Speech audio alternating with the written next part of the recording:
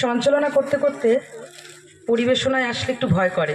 এত সুন্দর সুন্দর পরিবেশনা দেখলাম, তার উপর আমি আবার মানভূমি ভাষায় একটু চেষ্টা করতে যাচ্ছি। যদি কিছু ভুল হয় প্লিজ ক্ষমা, আগেই বলে রাখলাম।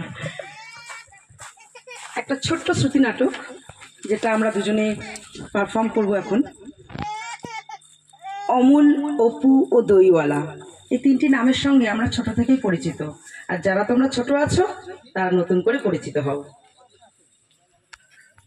অমল, অপু, দইওয়ালা বিশ্বকবি রবীন্দ্রনাথ ঠাকুরের একটা চরিত্র অমল, অপু পথের পাঁচালীর একটি বিখ্যাত চরিত্র, আর দইওয়ালাকে তো আমরা সবাই জানি, অমলের সেই পরিচিত দইওয়ালা। তো সেটাকে, সেই তিনজন চরিত্রকে এক জায়গায় মানভূমি ভাষায় এবং মান্য ভাষায় একত্রিত করে নিয়ে এসছেন সেই বিখ্যাত লোকসাধারণের কবিতা যিনি লেখেন, যার কবিতার হাত ধরে আমরা অনেক দূর পৌঁছে যাই, কবি দেবাশিস দণ্ড।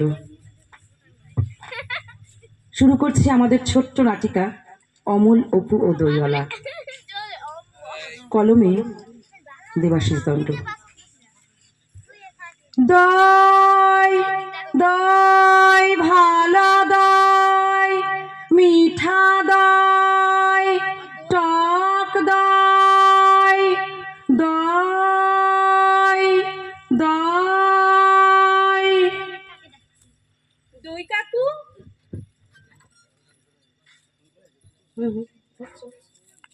দই কাকু, ও দই কাকু। হ্যাঁ বলো, দই নিবে? না গো, এমনি ডাকলাম। এই তো মুশকিল কইলে বাবু, দই নেবে নাই তো হাঁকা হাঁকি করছে কেন? আমি ঘুরে বলছি ব্যাটের চালাই, দই দই ভালো দই। দই কাকু। হ্যাঁ বলো, যা বলবে ঝটপট বলো, আমার দেরি হয়ে যাচ্ছে। তুমি আগে টোটো গাড়ি চালাতে না? হ্যাঁ গো বাবু, এখন লকডাউনের মার্কেট, টোটো কে চলবে বলো? ইয়ার লাগে দই নিয়ে বিহাইছি। দই নেবে তো মাকে শুধাও না। তোমার টোটো গাড়িটা কোথায় গো? আমাকে আরেকদিন চড়াবে গো। কেন চড়াবো না বলো, কোন দিকে যাবে? আমি আমি যাবো অনেক দূর, সেই নিশ্চিন্দপুর। এ বাবা, উটো আবার কোথায় বটে? হে হে, তুমি নিশ্চিন্দপুর চেনো না? সেই যে সরু লাল রাস্তাটা, রাস্তার পাশে উলু খড়ের ঝোপ, ভাট গাছ আর বইচি গাছের ঝোপ, ঝোপের ভিতর খরগোশ, সে এত বড় কান, তুমি দেখোনি? খরগোশ তো দেখেছি, কিন্তু নিশ্চিন্দিপুর কোন দিকে বটে? এটা তো বুঝতে লাগছি, তুমি গেছ? না গো দই কাকু, আমি কোনো দিন যাইনি। সেখানে আমার বন্ধু থাকে জানো, অপু।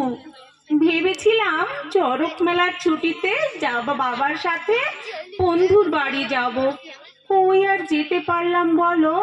সেই কবে থেকে ঘরের ভিতর পড়ে আছি, পড়া নেই, খেলা নেই, আমার পড়াতেও ছুটি, খেলাতেও ছুটি। এই পেটটা যদি ছুটি পাইতো বাইচে যাইতাম, আমিও তোমার পাড়া ঘরকে বসে থাকতাম। দই কাকু বলো, তুমি আমাকে টোটো গাড়িতে চাপিয়ে আমাকে একদিন বন্ধুর বাড়িতে নিয়ে যাবে গো? হ্যাঁ হ্যাঁ যাব, কেন যাব না? তুমি রাস্তাটা চিনায় নিয়ে যাইতে পারবে তো? খুব পারবো, রাস্তা আমার মুখস্থ। তুমি শুধু আমায় হোদল গাছটা চিনিয়ে দিও। হোদল গাছে ভরা সরু রাস্তাটা পেরোলেই একটা মাঠ, মাঠ পেরোলেই নদী, নদীটার নাম জানি না। সব নদীর মনে হয় নাম থাকে না বলো? সেই নদীর ধারে বাবলা গাছ আর শিউল গাছ, গাছগুলোর আড়ালে নীলকুঠি সাহেবদের ভাঙা বাড়ি। কিন্তু কোন বাড়িটা বন্ধুর বাড়ি তা জানি না। তুমি অপুদের বাড়ি চেনো দই কাকু? অপু অপু অপু অপু মাহাতো ওর বাপটা কি ধান মিলে কাজটা করতো, লকডাউনে ছাড়া হয়ে গেছে। ধুর, অপুর বাবা তো পুজো করে। ও বামুন ঘর বটে।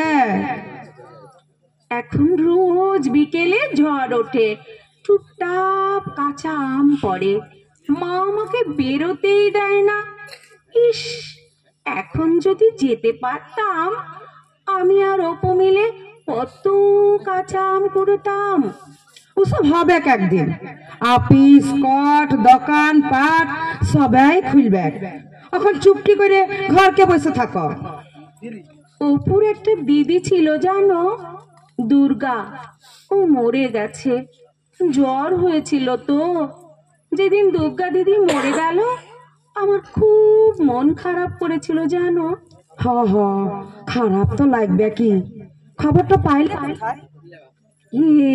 কেন, বইতে বাবা রোজ একটু একটু করে বইটা আমাকে পড়ে শোনায়।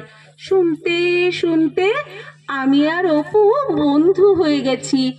ওদের বাড়ি খুব যেতে ইচ্ছে করে, ওর সাথে আম কুড়োতে ইচ্ছে করে। আমাকে নিয়ে যাবে গো দই কাকু?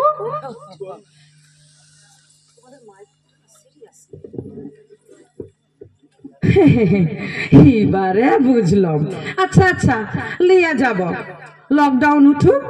আর হ্যাঁ, একটা কথা, যেদিন যাবে বইটা সঙ্গে রাখবে, লাই তো পথ তো আর খুঁজে পাবে নাই।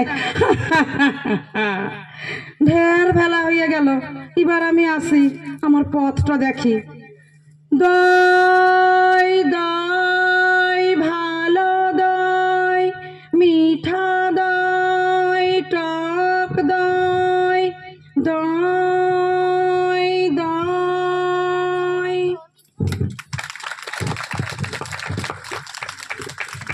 দিদিদের জন্য একবার জোরে হাততালি হয়ে যাক। সেলভিসা দি এবং সুস্মিতা দিকে অশেষ অশেষ ধন্যবাদ। এরপর